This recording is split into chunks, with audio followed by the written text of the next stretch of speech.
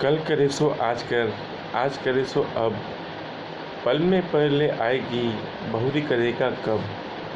नमस्कार दोस्तों, मैं Sushil Madan rich and retired club में आपका स्वागत करता हूं। दोस्तों, पहले मैं आपको अप्रिशिएट करना चाहूँगा, तहे दिल से थैंक यू बोलना चाहूँगा कि आपने हमारी वीडियो को पसंद किया और काफ़ी अच्छे कमेंट्स देके हमारा मनोबल बढ़ाया और हमें आगे इसी प्रसंग में आगे स्टोरीज डालने के लिए मोटिवेट किया, सो दैट आपको कभी ना कभी ये लगे कि हाँ, रिटायरमेंट प्लानिंग करना बहुत ज़रूरी है। दोस्तों बहुत सी क्वेरी हमारे पास ऐसे भी आई कि सर अभी तो मेरे साथ ये प्रॉब्लम है, अभी तो मेरे साथ ये प्रॉब्लम है, बच्चों की फ़ीस है, लोन्स हैं और काफ़ी खर्चे हैं, तो मैं रिटायरमेंट प्लानिंग कैसे करूं, मैं सेविंग कैसे करूं। दोस्तों, इसी विषय में आपके 2 मिनट में एक स्टोरी के साथ मैं आपको बहुत हल्का आपको महसूस होने लगेगा कि हाँ, हमें रिटायरमेंट करने में देर नहीं करनी चाहिए। दोस्तों एक बार की बात है, एक गांव में एक साहूकार था, उसके 100 ऊँट थे। एक बार उस साहूकार के पास एक व्यक्ति नौकरी मांगने आया।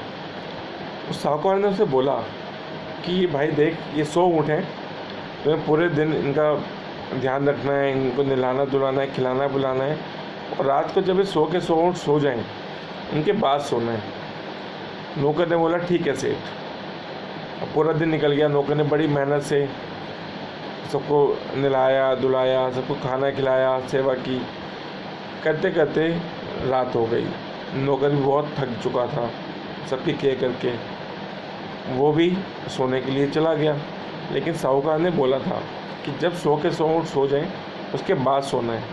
फिर नौकर उन ऊँटों को सोने की वेट करता रहा। धीरे धीरे ऊँट सोने लगे। 30, 40, 50, 70 ऊँट सो गए, 30 ऊँट नहीं सोए। नौकर बहुत ईमानदार था, पूरी रात जागता रहा। अगले दिन सुबह फिर उन्हीं ऊँटों की सेवा करना शुरू, नहलाना धुलाना, खिलाना पिलाना सब करना। फिर रात हो गई। फिर नौकर ईमानदार था, सेठ ने बोला था जब सब ऊँट सो जाएं, उसके बाद सोना है। फिर नौकर ऊँटों के सोने की वेट करता रहा। उस रात भी 90 ऊँट सो गए, 10 ऊँट नहीं सोए। उसके चलते नौकर भी नहीं सो पाया। तीसरा दिन बहुत मुश्किल से उसकी आँख खुली। बहुत हिम्मत उसने इकट्ठी की। फिर ऊँटों की सेवा की, सब कुछ किया। फिर रात हो गई। इस बार 99 ऊँट सो गए, 1 ऊँट नहीं सोया। अब नौकर हाथ जोड़ रहा, भाई सो जा, आज सो जा, आज अगर तू नहीं सोया तो मैं ज़िंदगी भर के लिए सो जाऊंगा। बट ये ऊँट है कि मानता नहीं। अचानक वो उठा और गले में उसकी घंटी टन टन टन टन बजी। और टन टन बजते हुए 10 ऊँट यहाँ से उठे, 10 ऊँट वहाँ से उठे। वो माथा पकड़ के फिर बैठ गए। अगले दिन वो अपनी समस्या लेके अपने दोस्त के पास गया। उसके दोस्त ने बोला, यार तू इतना परेशान हो रहा है, तुझसे पहले एक मारवाड़ी यहाँ नौकरी करता रहा, उससे पूछ वो ऊँटों को कैसे सुलाता था। वो भागता हुआ गया मारवाड़ी के पास कि भाई तुम वहाँ नौकरी करते थे, एक बात बताओ 100 ऊँटों को सुलाते कैसे थे। मारवाड़ी ने बोला, भाई देख, रात होती थी, मैं चुपचाप सो जाता था, ऊँट सोएं या ना सोएं उनकी मर्ज़ी। दोस्तों, ये 100 ऊँट ही हमारी ज़िंदगी की 100 परेशानियाँ होती हैं। एक परेशानी आती है जाती है, फिर 2 परेशानियाँ और आने के लिए खड़ी होती हैं। ये बिल्कुल समुद्र की लहरों की तरह होती हैं। दोस्तों, जैसे समुद्र की लहरें कभी रुकती नहीं हैं, बट कभी कम कभी ज़्यादा होती रहती हैं। लेकिन क्या हम ज़िंदगी के बाकी कार्य नहीं करते?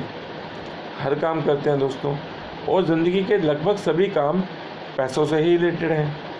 तो दोस्तों, जब हम सब काम करते हैं तो अपने रिटायरमेंट लाइफ सेकंड इनिंग के लिए स्टार्टिंग क्यों नहीं करते? दोस्तों, हम ये कब तक बोलेंगे नहीं ऐसा कुछ हो जाएगा तो उसके बाद करेंगे, ये हो जाएगा तो उसके बाद करेंगे। दोस्तों, आप एक कदम बढ़ाओ, देखना आगे भगवान भी हिम्मत देता है और ये कदम बढ़ते ही चले जाएंगे, और रिटायरमेंट के बाद भी आप ज़िंदगी भर एक राजा की ज़िंदगी जिएंगे।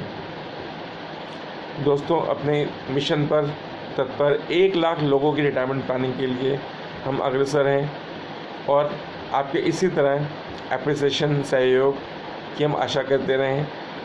थैंक यू दोस्तों, हमारा मोटिवेशन बढ़ाने के लिए। Thank you very much. जल्द मिलते हैं दोस्तों।